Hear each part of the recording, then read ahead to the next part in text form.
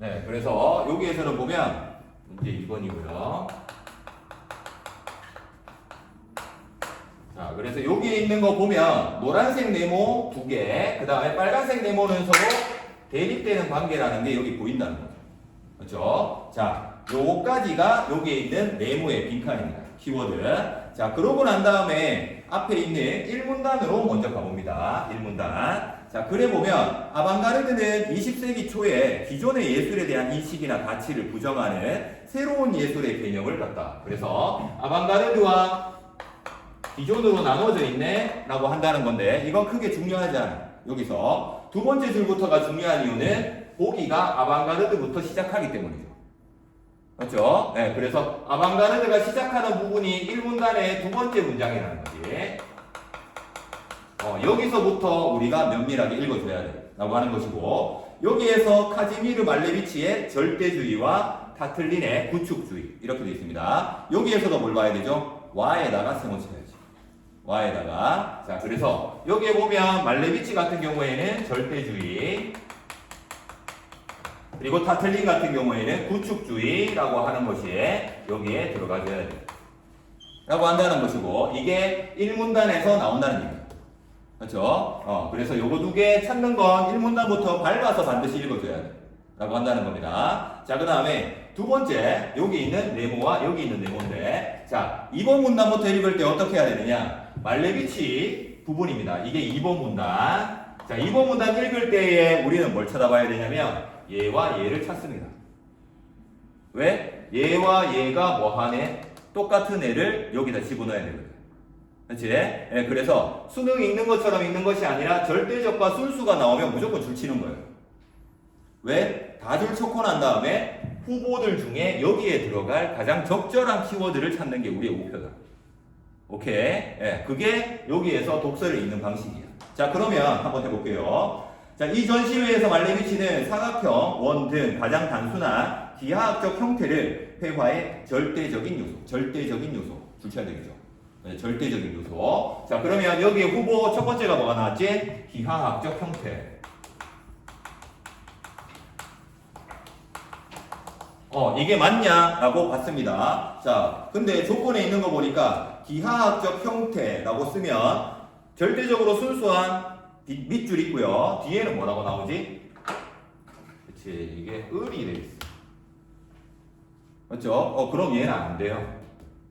왜? 형태 을 안 되잖아.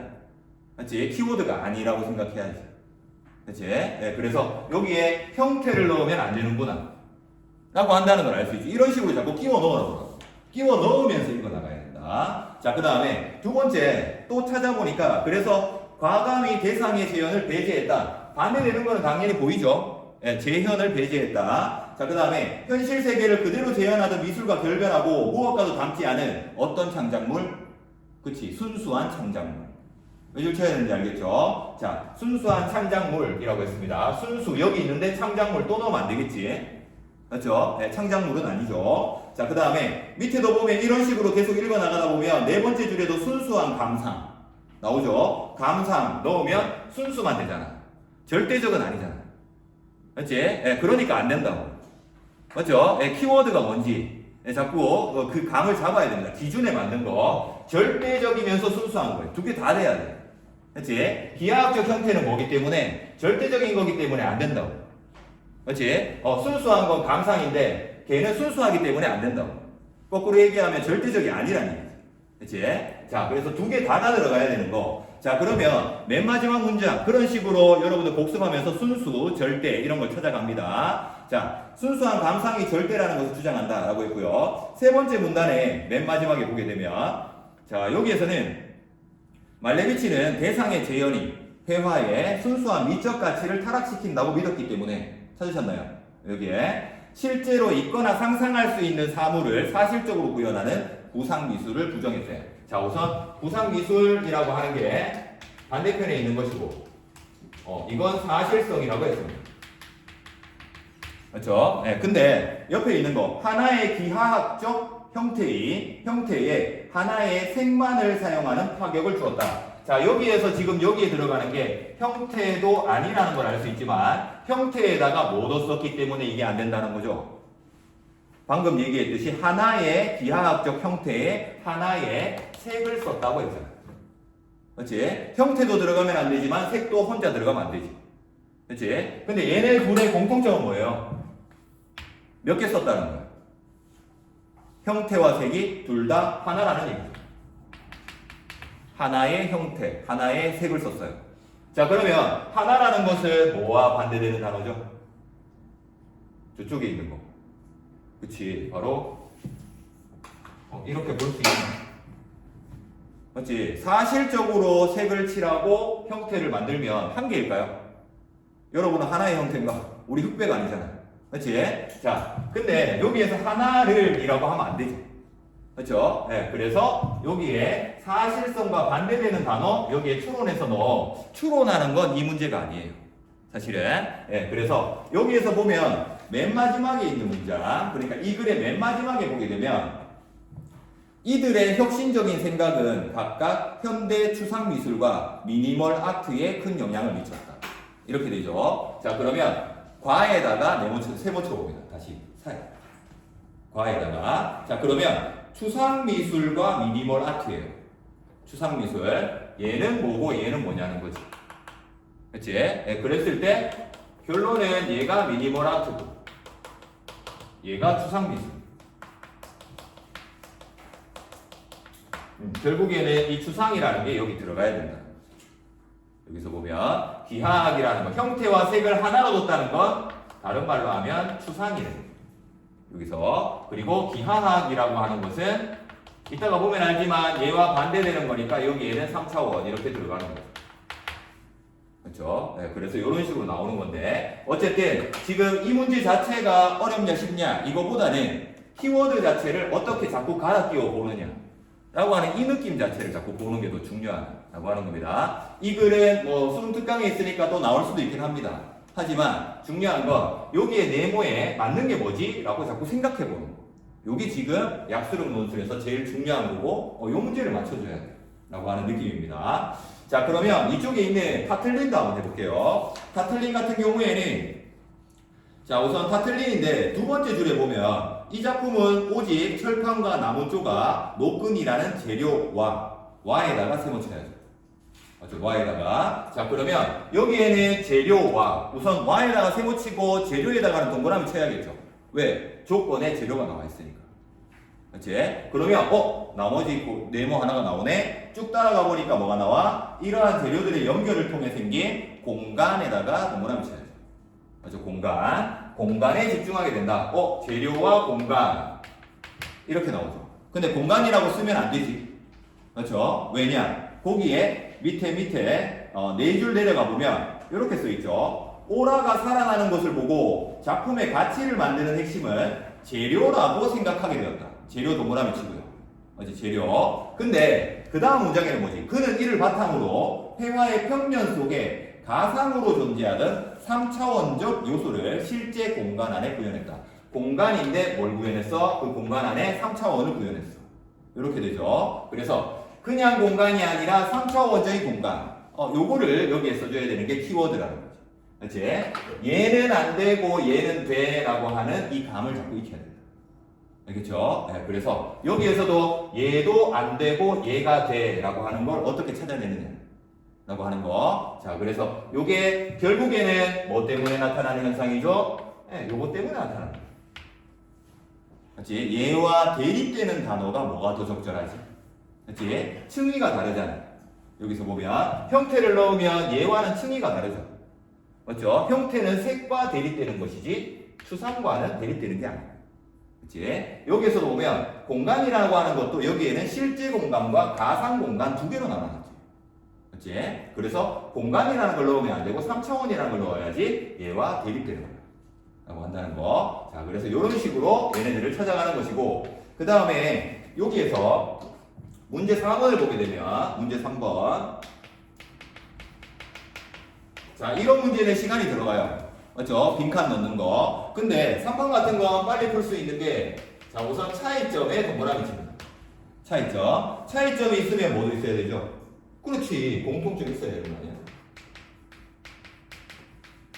그리고 약수형 논술이기 때문에 결론은 뭐냐? 뭐냐면 여러분도 풀어봤지만 이게 나오는 문장을 찾는 게 관건이죠. 그렇죠? 예, 진지문 외주문이야 라고 하는 거고 결국에는 이게 어디에 있냐라고 하는 것인데 우선 첫 번째 문제가 두 개가 나오게 되면 약수령 논술은 반드시 문단이 나눠져 있습니다. 그러니까 이 문제에 해당하는 게 2, 3문단이었다면 여기에는 4문단이라는 거죠. 그렇지? 그러면 4문단에 특정이 돼 있어. 근데 그 안에서도 차이점을 내가 빨리 보고 싶어. 빨리 찾는 게 중요하잖아. 자, 그랬을 때에는 공통점을 발라내면 됩니다. 이건 차이점인가 아닌가를 생각하지 말라는 거지. 그렇지? 공통점은 어떻게 생겼지? 이렇게 생겼죠. 두 개 다 언급하고 있는 이라고 하는 겁니다. 자, 그래서 여기에는 보면 마지막 문단에 첫 번째 줄에 이렇게 돼 있죠. 말레비치와 타틀린의 작품. 그렇지? 여기에도 뭐뭐와 라고 이렇게 돼 있다는 거예요. 이 부분은 뭐라는 거지? 예, 공통점 부분이라는 거예요. 그렇죠? 예, 그래서 여기에 쭉쭉 가다 보면 첫 번째, 두 번째 줄에도 재현하지 않는 회화와 재료를 가공하지 않는 조각 이렇게 되어 있습니다. 재현하지 않는 회화와에다가 세모쳐. 와에다가 자 그래서 재료를 가공하지 않는 조각 이렇게 되어 있죠. 자, 둘 다 뭐란 얘기야? 말레비치와 타틀린을 다른 말로 표현하고 있다는 거죠. 그렇지? 이 말이 무슨 말이지가 아니라 우리는 이것만 찾으면 돼요. 그렇지? 이거니까 이건 버려. 이건 버려. 이건 버려. 이건 키워드가 아니야. 이런 식으로 가는 거고. 자, 그랬을 때 맨 마지막 줄에 보면 말레비치가 물질성을 배제한 반면 타틀린은 철저하게 재료의 물질성에 집중한 점에서 차이가 있다. 이 문장을 찾게 된다는 거죠. 그렇지? 자, 이거는 머릿속에서 하는 게 아니라 찾기입니다. 찾기에 요거는 뭐였죠? 키워드를 자꾸 갈아 끼워 나가면서 이게 뭐지? 라고 집어넣는 거예요. 그렇지? 얘는 문장 자체를 찾는 문제. 이렇게 두 가지로 구분되어 있다. 라고 하는 겁니다. 자, 그러면 한 번 더 해보겠습니다. 뒤에 있는 기업. 경제 문제인데, 이거 보고 이제 머리 아프죠? 그렇죠? 근데 여기에서 보이는 것처럼 문제 분석 다시 한번 해보겠습니다. 자, 뒤에 있는 4번 문제부터 먼저 볼게요.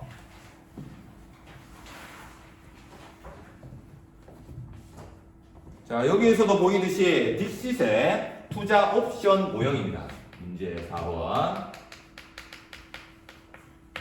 자, 근데 여기에 있는 투자 옵션 모형이랑 그 다음에 프로덕션 스무딩 이론 둘 다 공통적으로 뭘 얘기하고 있죠? 그치, 불확실성이라고 하는 거에 우선 체크가 돼야 되겠죠. 맞죠? 문제를 봤을 때 불확실성이 있고 그것에 따라서 여기에 두 가지에 바로 투자 옵션 모형이랑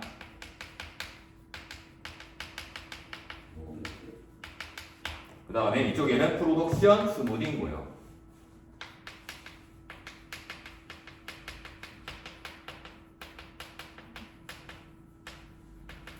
아까하고 그림이 똑같죠? 위에는 아방가르드가 있었고 밑에는 사람 이름 2명 이렇게 돼 있잖아. 자, 그래서 여기에서도 보이듯이 이거 두 개는 이렇게 돼야 된다는 거죠. 그렇지? 그러고 난 다음에 이제 우리는 밑에 있는 그 내용들을 보면 자, 여기에서는 이제 각각에 대해서 얘기하는 게 나오는데 프로덕션 스무딩 모형에서는 이렇게 설명합니다. 생산이 많아질수록 비용이 많아지는 모형이다 라고 얘기하죠. 자, 근데 여기에서 중요한 거 바로 경제 과학기술 지문이 나왔을 때 조심해야 되는 건 얘네들이 이 표시가 되어 있다고 하는 게 중요한 거죠. 그렇죠? 무슨 얘기냐? 요거에 해당하는 키워드를 여기에서 찾아 써라 라고 했을 때 여기에다가 단위당 생산 비용이라고만 쓰면 틀린다는 얘기죠. 그렇지? 그게 바로 여기에 있는 단위당 생산 비용도 어떻게 해야 되는 거지? 이렇게 돼야 돼 라고 하는 것까지를 적어줘야 된다. 그렇지? 그래서 증가하고 있다 라고 하는 게 조건에 나온다면 키워드도 증가하고 있다고 얘기해 줘야 되고 여기에 채증이라고 써주지 않으면 안 된다는 거죠. 그렇지? 그래서 요게 증가할 증자거든요. 어쨌든 문장 그대로 써주는 거기도 하지만 우리가 쓸 때에 키워드니까 단어만 쓰면 돼 라고 하면 안 된다는 거죠. 알겠죠? 그래서 여기에다가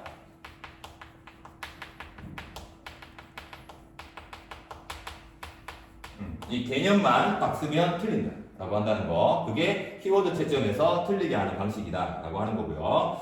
자, 그 다음에 여기서는 보면 그래서 4번에 앞부분에 보게 되면 1번 문단입니다. 잠깐만 보게 되면 자 요렇게 요런 그림이 나오게 되면 이거 무조건 어디부터 쳐다보라고요? 1문단부터 쳐다봐야지. 투자 옵션 모형이니까 2문단 바로 들어가면 안 된다니. 그치? 그리고 1문단에서 그러면 우리가 쭉 위에서부터 다 읽을 거냐 라고 했을 때 1문단에서 무슨 단어를 찾아야 된다는 얘기지? 요 단어.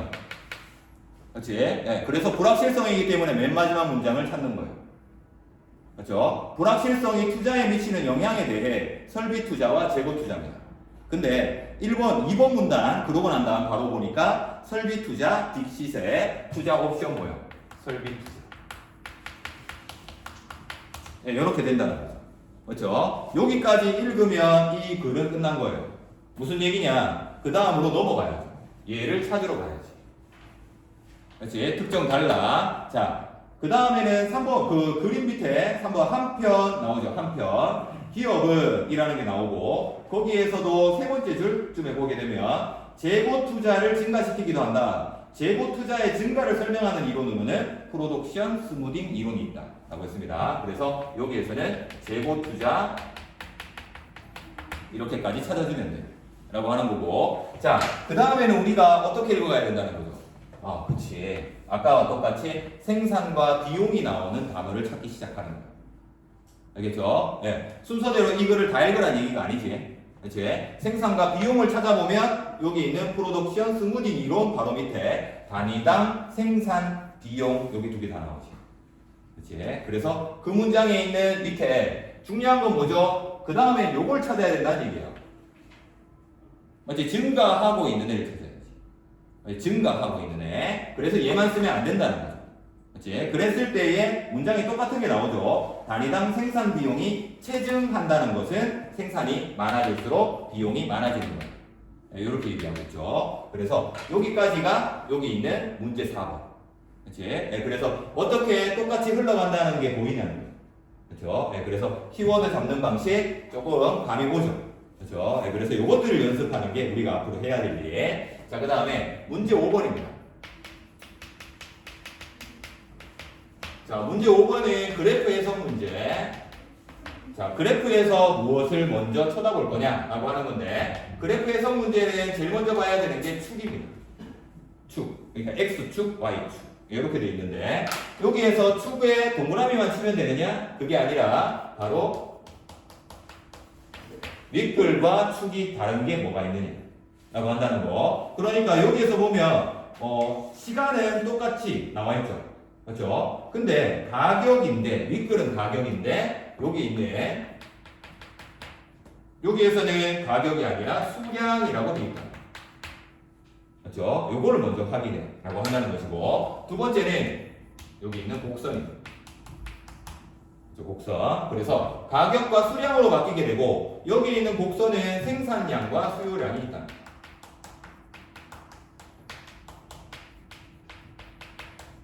네, 이렇게 되어 있다는 거죠. 자, 그래서 이 그래프 문제가 나오게 되면 여기 있는 옵션, 여기 모형 세 가지에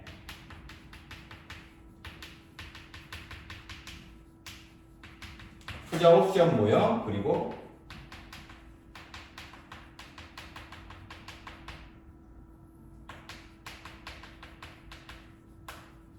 모형 이름이 엄청 길어요. 재고 소진 깊이 모형.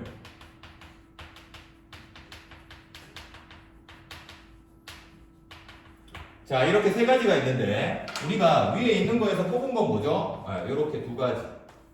생산량과 수요량 들어가는 거라고 했습니다. 투자 옵션 모형은 쓱 읽어봐도, 그렇죠? 두 개가 뭐와 관련되어 있는 거? 요거라는 거 알 수 있어요. 이윤과 가격. 그러니까 이 말을 붙이면 조금 더 빨리 알아듣죠. 글을 읽었다면 정상 이윤과 진입 가격. 그렇죠? 그래서 진입 가격이 정상 이윤보다 낮아야지 들어간다는 거죠. 그렇죠? 그게 여기에 관계인데 어쨌든 중요한 건 뭐죠? 이거는 없다는 얘기예요. 그렇지? 키워드 찾는 겁니다. 프로덕션 스무딩 모형 같은 경우에는 여기에서 보이는 게 아까 봤던 것처럼 생산을 한단 말이에요. 그렇죠? 근데 요 생산과 수요 라고 하는 이거 두 개를 서로 비교를 합니다. 근데 중요한 것은 여기에서 보이는 것처럼 얘는 생산을 요구하고 싶은 거죠. 그렇죠? 왜? 아까 말했듯이 생산을 많이 하면 비용이 많이 들어가니까 이건 뭐가 되죠? 이윤이 떨어지게 됩니다. 그치? 그래서 뭘 활용하죠? 여기에다가 재고라는 걸 확인하죠. 그렇죠? 물건을 쌓아뒀다가 수요가 많아지게 되면 어떻게 한다고요? 재고를 소진시키죠. 그렇죠? 그리고 수요가 적어지게 되면 재고를 쌓아두는 거예요. 나중에 수요가 많아지는 걸 대비해서 라고 한다는 것이고, 이쪽에 있는 재고 소진 PP 모형은 뭐가 되지? 여기에도 생산과 수요라는 말이 둘 다 나와요.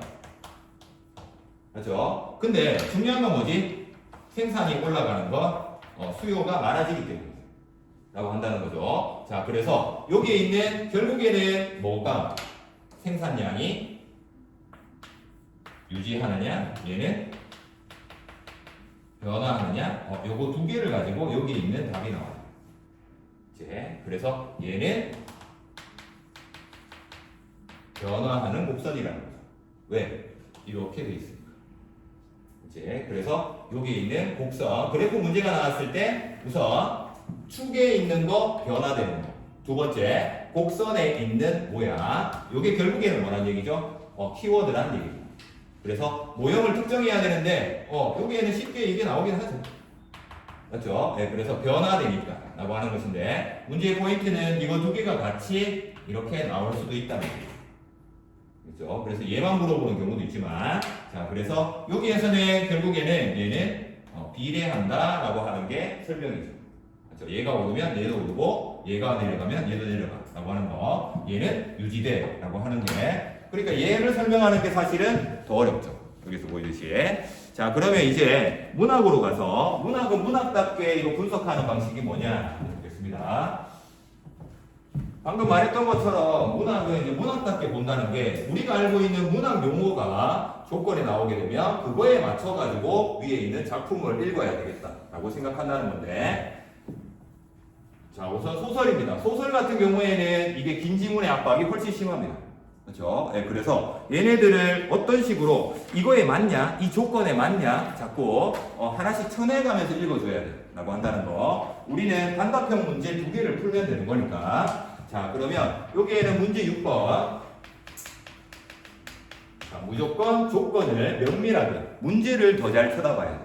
그렇죠? 자, 그러면 여기에 있는 거 우선 첫 번째 정보는 뭐냐면, 양복을 잡히라는 남편의 제안에 대해 거부감을 드러내고 있는 문장과 자신의 관점을 고수하면서 아내를 설득하는 거. 결국에는 남편과 아내가 뭐 하고 있는 장면이라는 거죠. 둘이 서로 이거 하는 장면이라는 거죠.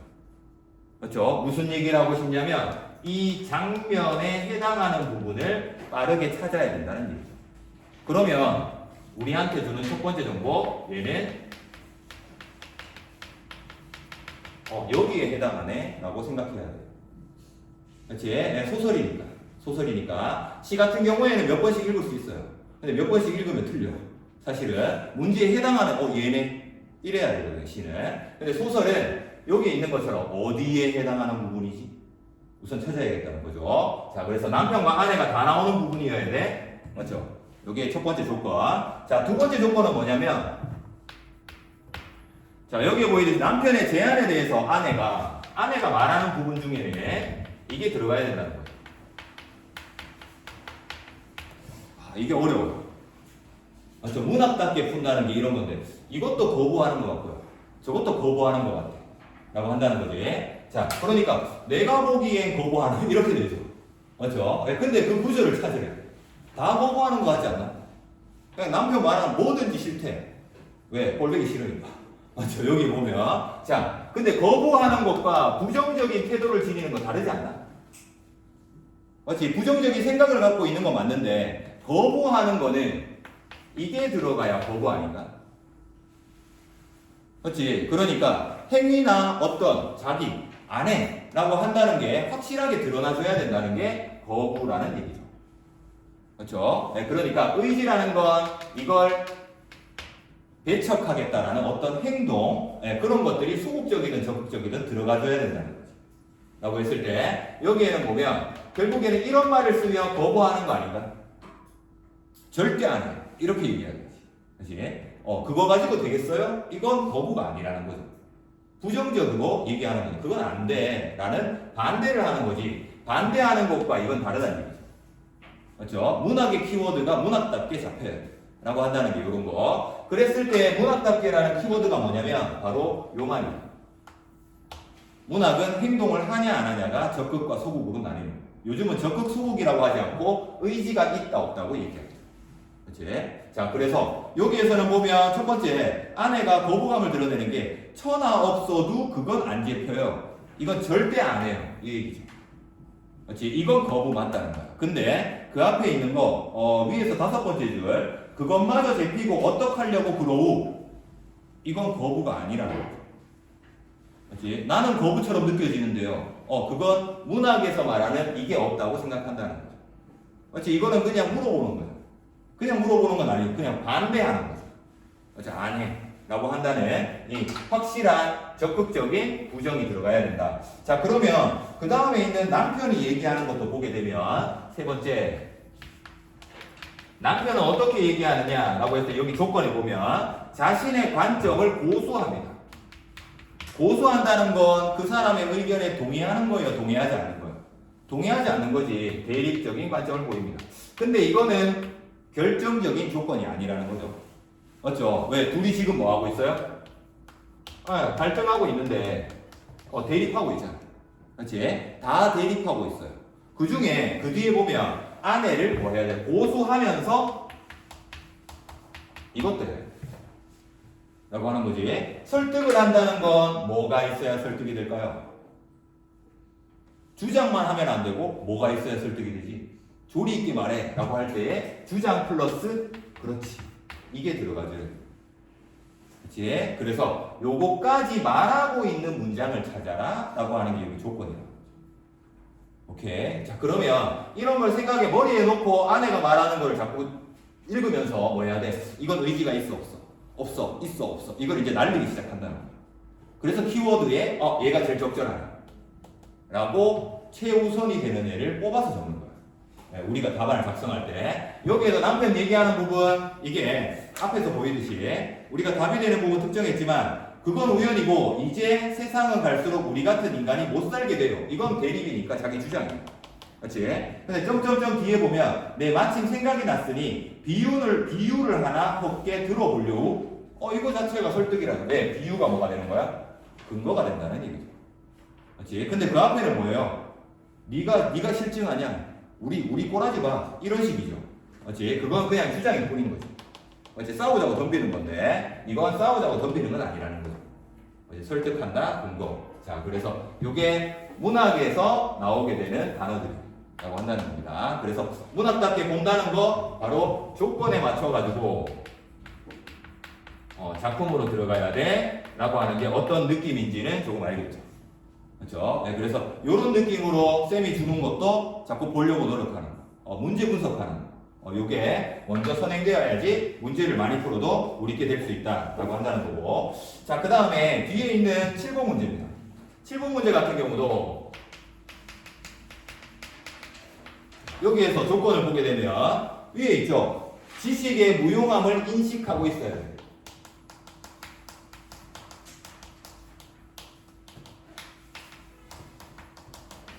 이거 플러스 뭐라고 되어 있어요? 지식인으로서의 자존심에 윤리의식을 느끼느냐. 지금 여기에서는 요게 나오는 구절이 하나만 있기 때문에 답을 찾기가 그래도 용이하다 라고 할 수 있는데 얘가 여러 개 나오는 것 같아 라고 한다면 보기 안에 한번 보세요. 세 번째 줄이 방금 얘기한 요거죠. 지식의 무용함을 인식하고 기만성을 간파하면서도 지식인으로서의 자존심과 윤리의식을 버리지 못하는 자신의 모습입니다. 근데 그것 때문에 뭐 해야 된다는 거야? 그치. 갈등하는 부분. 갈등에다가 네모쳐 보면. 자, 이게 결국에는 요거와 요거가 합쳐져서 두 개가 갈등하는 거예요. 그치? 자, 그러고 난 다음에 우리가 특정한 그 문장으로 한번 가보게 되면 맨 밑에서 세 번째 줄이죠. 그는 호대가 이만이나 하고 명색이 대학까지 맞춰서 소위 교양이 있다는 사람. 이게 자존심이죠. 그래서 소위 이런 말을 쓰니까 도적질을 하려고 하는 이게 윤리의식이지. 그렇지? 그리고 갈등이 그 다음에 뭐라고 나왔어요? 그러나 그는 바로 자기 자신에게 항거를 한다. 자기 자신에게 항거한다. 이건 무슨 갈등? 그치, 내적 갈등이라고 불러요. 자, 내적 갈등하고 있네. 그러면 이게 키워드가 맞네? 라고 해야겠죠. 여기 지금 이거 두 개밖에 안 나왔는데 이게 맞나? 라고 하지만 이 글 전체에는 이게 깔려있긴 하죠. 그렇죠? 네, 그래서 요게 드러나고 갈등이 뒤에 바로 나오니까 받쳐주니까 이건 맞아. 네, 요렇게 가야 된다는 거. 자, 그래서 여기에 보기가 나오면 여기에만 줄쳐져 있더라도 뒤에 뭐가 나오느냐가 소설에서 굉장히 중요하죠. 왜? 소설은 인과관계. 그래서 얘가 아리까리해. 이건지 아닌지, 이 문장인지 이 문장인지 모르겠어. 그럼 뒤에 있는 얘까지 찾아보라는 거예요. 시험장에서 시간이 없어요. 맞죠? 네, 차선책이 필요한 거고. 그래서 조건에 바로 뒤에 뭐가 있느냐라고 하는 인과관계. 요거 쳐다봐주는 게 소설이다. 자, 그러면 마지막에 있는 15번입니다. 현대시. 자, 얘도 뒤에 있는 8번 문제부터 보게 되면, 자, 문학답게 풀어라라고 했을 때 무슨 단어가 눈에 확 들어와야 되죠? 문제에 나오는 공간이라는 단어가 눈에 확 들어와야 되죠. 왜? 문학답입니다. 그렇죠? 공간이라고 하면 뭐가 생각나야 되지? 공간적, 그치, 배경 생각나야 되죠. 공간적 배경. 자, 그래서 위에 있는 작품을 배경을 중심으로 읽으라는 거네? 라고 한다는 거죠. 원래는 배경 중심의 현대시가 아니에요. 여기에 있는 시들을. 근데 그걸 중심으로 읽으라는 거죠. 그치? 자, 그 다음에 두 번째 조건에 보면, 자, 이게 이제 약수형 논술에서 틀리게 하는 가장 많은 방식. 바로 공간을 생각해야 되는데, 공간은 누구나 찾죠. 맞지? 근데 요거를 이어절로 쓰래. 이거 반드시 체크해요. 이어절이 뭐지? 띄어쓰기 되네. 근데 앞에 뭐라고 써있어요? 이렇게 써있어요. 찾아서 써야 되니까 이어절을 내가 만들면 돼야 돼. 안 돼. 예. 요건 그대로, 시에 그대로 이어절이 되어 있는 데만 돼. 이런 얘기입니다. 자, 그 다음에, 가기 전에 보기 바로 밑에 있는 그 문제들 있는 부분이 있죠. 자, 첫 번째 있는 높은 곳에 위치해 있어 화자라 해도 세상을 멀리서 바라볼 수 있게 하는 거. 세상을 멀리서 바라보는 거니까 이건 세상이야, 세상 아니야? 세상 아니겠지. 그렇죠? 예, 그래서 높은 곳에 있는 거. 근데 두 번째 있는 건 뭐죠? 세상에 있는 거라네. 그렇지? 그래서 두 개가 대립되고 있다. 이게 가라는 거 알 수 있죠? 그렇죠? 세속 이렇게 얘기하고 있으니까. 자, 그 다음에 나 같은 경우에는 나는 좀 이따가 그럼 보도록 하고 가를 요까지 보고 난 다음에 가를 이제 읽는 거예요. 그렇지? 그랬을 때 제일 먼저 눈에 확 띄죠. 왜? 설악산만 쓰면 틀린다. 그렇지? 그래서 대청봉이라고 얘가 왜 붙어 있는지 이제 알겠죠? 그렇죠? 예, 얘가 답인 거야. 자, 그 다음에 두 번째 속초 나와요. 속초 돼요, 안 돼요? 안 되지. 왜? 공간적 배경은 맞는데 얘는 여기에 있는 얘에 해당하는 거 이거 안 되니까. 그렇지? 속초 안 돼. 속초 안 돼. 안 돼. 이렇게 가는 거고. 그 다음에 하룻밤을 묵으며 중앙시장 바닥에서 중앙시장 바닥은 됐단 말이야. 왜? 붙어 있고 이어절이라는 얘기죠. 그렇죠? 자, 근데 원통으로 와서 뒷골목에 들어가. 그러면 원통 뒷골목.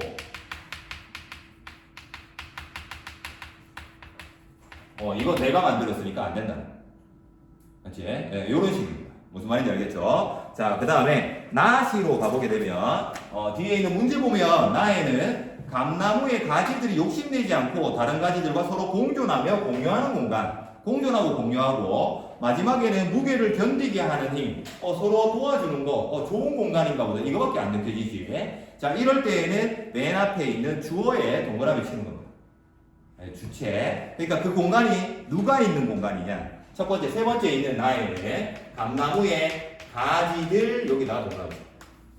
가지들. 자, 그 다음에 그 밑에 있는 건 감나무의 실가지가 자신에게 생명을 기대고 있는 존재. 여기 주에다가 동그라미를 쳐도 되고 실가지에다가 동그라미를 쳐도 돼요. 무슨 얘기를 하는 거냐면 주체에다 동그라미 친 거는 얘는 1년을 쳐다봐야 되네. 얘는 3년을 쳐다봐야 되네. 이거를 특정한다. 그치? 무슨 얘기냐? 1년에 가지들이 나오죠. 그치? 3년에는 누가 나와요? 조망만한 새 무게가 나와요. 맞죠? 2년에 공간적 배경이 한 집도 있고요. 주축 기둥 같은 등치 뭐 이런 거 나오죠. 네, 공간적 배경 2년은 안 된다는 얘기예요. 2년은 안 돼. 그치? 자, 그래서 걔를 빼고 난 나머지. 그래서 1년에는 보면 가지들 있는데 여기에는 공간적 배경 같은 게 잘 안 느껴지기 때문에 얘를 빼죠. 네, 근데 문학에서는 이것도 공간적 배경이 나요. 여기에 있다. 호공에 가지들이 있다. 그렇지? 가지들이. 자, 그래서 거기에 두 번째 줄에 보면 제승절 닿는 만큼의 찰랑한 호공을 끌어안고 바들바들거리면서 한 세상을 흔들거린다. 이렇게 돼 있죠. 여기에 한 세상 이런 거 된단 말이야, 안 된단 말이야? 안 돼요. 왜? 이것도 배경이라면 배경일 수 있겠지. 왜? 이어절이 아니잖아. 그렇지? 이어절인 거 먼저 찾는 게 차라리 빠르다는 거죠. 그렇죠? 네, 그 다음에 3년에는 보면 더더욱 그 실가지 하나에 앉은 조망만한 새의 무게가 둥치를 타고 내려가 칠흑 땅 속에 있죠. 여기는 칠흑 땅 속. 자, 시어 쓸 때 조심해야 되는 거 이런 거 맞죠? 흑 이렇게 쓰면 안 돼. 그렇지? 이거 틀리는 거예요. 정확하게 키워드만 그대로 골라 쓰는 거. 자, 그래서 요 말을 쓰고 있죠. 찾아서 써라 라고 하는 게 무슨 말인지. 자, 그래서 문학에서 찾는 포인트가 무엇이냐라고 하는 감이 약간 오죠. 그렇죠? 네, 그래서 우리가 어떤 연습을 해야 되느냐 앞으로 그것들을 오늘 보여주는 시간이다 라고 볼 수 있습니다. 감은 확 오죠. 뭔가 약수령이냐 라고 한다는 거고. 그래서 이게 뭐 쉬운 듯한데 이거보다는 정확하게 무엇에 맞춰서 답안을 작성하느냐 이게 논술입니다. 결국 약술이든 아니면 그냥 뭐 인문 논술이든 뭐 수리 논술이든 똑같다라고 하는 것이고요. 자, 구분 문제는 의문 변동인데 요거는 근데 용어를 알아야 돼요. 그래서 다음 시간 내일이죠. 내일 이 의문 변동 표를 하나 줄 텐데 외울 거죠. 외워야 돼요. 그렇죠? 그리고 그 순서를 쌤이 설명해주면 그거 따라서 가면 되는 거. 그래서 문법은 약간 마지막 끝 시간 그러니까 매일마다 끝 시간쯤 한 5분이나 10분 정도 해서 요거 말고 단어 형성법 이런 것도 또 나와요. 그래서 합성어, 파생어 이런 것들. 그래서 그 용어만 알면 되는 것들 나오기 때문에 너무 걱정하지 말고요. 문법 때문에 막 그런다라고 한다는데. 자, 그래서 오늘 했던 것들 여기에다 복습하라는 게 어떤 건지 알겠죠? 그렇죠? 문제 보면서 다시 한 번 더 분석해봐라. 그래서 요것들 하나씩 가져가시면 되고, 그 다음에 얘는 연습 문제 매일매일 쌤이 또 만들어 줄 거예요. 네, 그래서 요것도 같이 풀어보면서 계속 문제 푸는 연습합니다. 요게 더 맞을 것 같습니다. 자, 그래서 그 수능 특강 다시 풀어봐야 되나요? 라고 하는데 풀 거면 보기 있는 거 빼고요. 보기까지 풀게 되면 진도가 안 나가. 여러분 해봤잖아요. 맞죠? 수능 특강 진도가 안 나가요. 그래서 수능 특강에도 뭐 문학 같은 것들은 1, 2번까지. 그러니까 표현상의 특징 이런 것들을 구절이 어느 구절인지 자꾸 특정을 하는 연습을 하는 거예요. 색채어를 썼으면 있네 하고 쓱 지나가는 게 아니라 이게 어느 구절이지 이렇게 구절을 찾는 연습. 그게 문학에서 중요한 거고. 독서 같은 경우에는 독서는 그 풀어도 아마 의미는 많이 없어요. 그래서 문학을 좀 더 해보는 게 좋고 독서나 이런 것들은 쌤이 또 줄 테니까 뒤로 갈수록 문제는 더 많이 이제 줄 겁니다. 그래서 많이 풀어보는 게 제일 중요하니까 내일 그래서 또 시험 치러 가는 사람 여기 없고 그러면 내일 그것도 만나가지고 같이 해보도록 하겠습니다. 자, 오늘은 여기까지 하도록 하겠습니다. 수고했습니다.